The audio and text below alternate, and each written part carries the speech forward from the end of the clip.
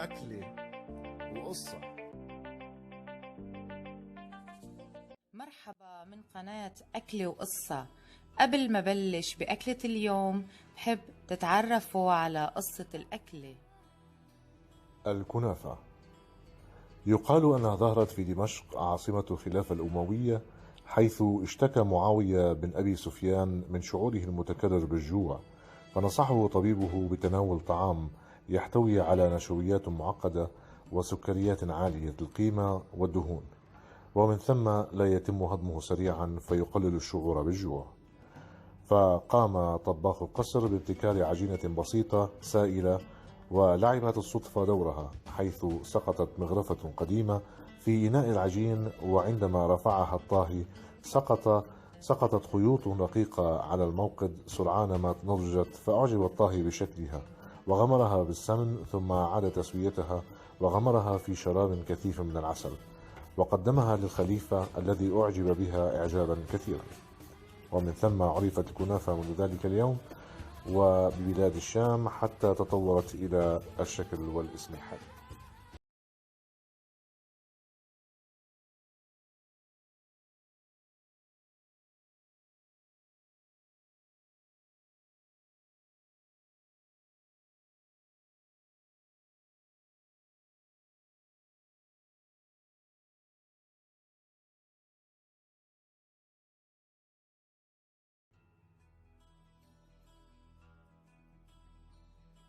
مرحبا، كيفكن اليوم من أكلة وقصة؟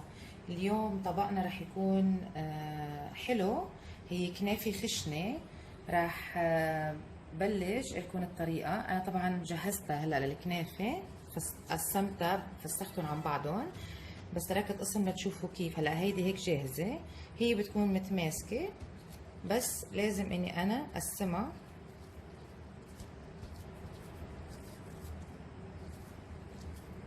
الكمية الموجودة عندي هلا هي عبارة عن 500 جرام، نص كيلو من عجينة الكنافة.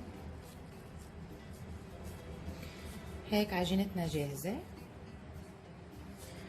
بدي اضيف عليها عندي هون نص كوب سكر ناعم. رح احط عليها السكر لسبب انه السكر بخليها تطلع مقرمشة مثل الجاهزة.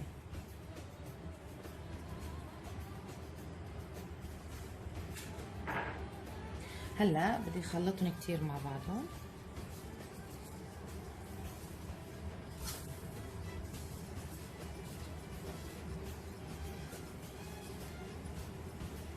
هلا من بعد ما تخلطوا مع بعضهم ومع السكر جانسوا كلهم مع بعض، بدي احط عندي هون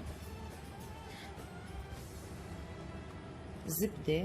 انا حاطة عندي هون كوب واحد. هلا هو خياري ما بين زبدة او سمنة، انا اخترت زبدة انها بتكون اخف.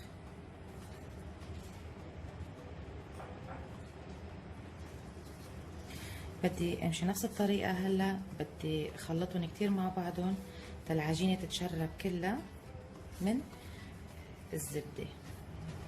هلا بعد ما اندعكت منيح انا اخذت قسم منها فردته بالصينية الثانية اللي هي بصينية الخبز، حطيتهم ورصيتها كتير منيح من الحواف.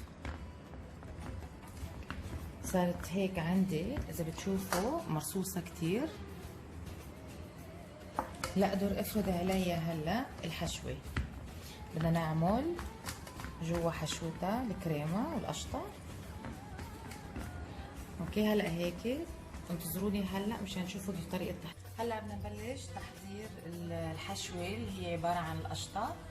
راح يكون عندي هون كوبين ونص من الحليب البارد. هلا راح اشتغل على كل شيء بارد، ما راح احطها على النار. هلا النار مطفاية من تحتها. كوبين ونص من الحليب، 3 معالق سميد،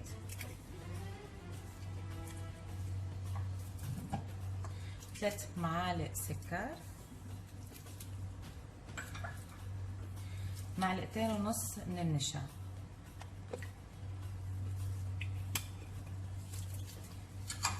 هلا بدي احرك المكونات كلياتها تتجانس منيح، كلها على نار باردة.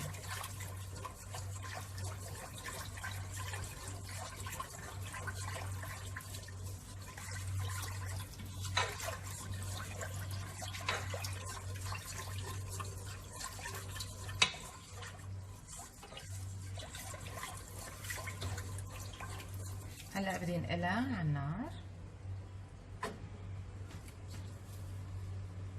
خلي النار درجة متوسطة عليها، بس بدي ضلني حركها لحتى تتماسك.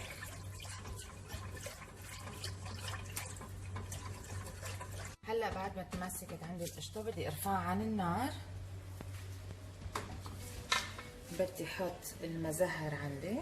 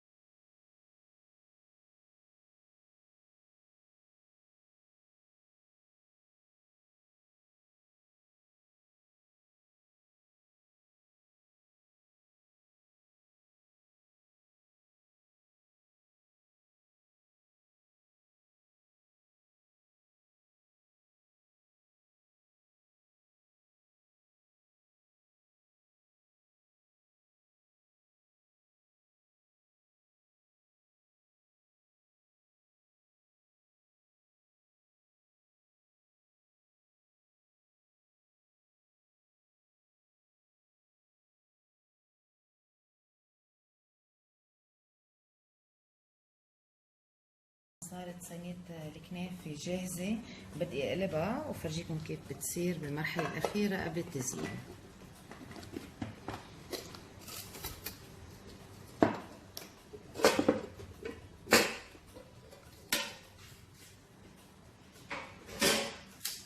وسخنة لازم دغري نسقي عليها القطر البارد.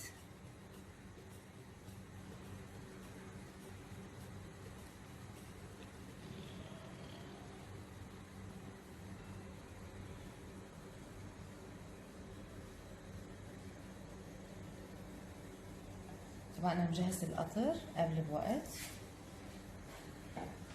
هلا بقول لكم كيف طريقة تحضير القطر. هلا بنبلش نزينها. الفستق طبعا التزيين خياري، ونوع التزيين كمان شو اللي بتحبوا عليه، المكسرات خياري.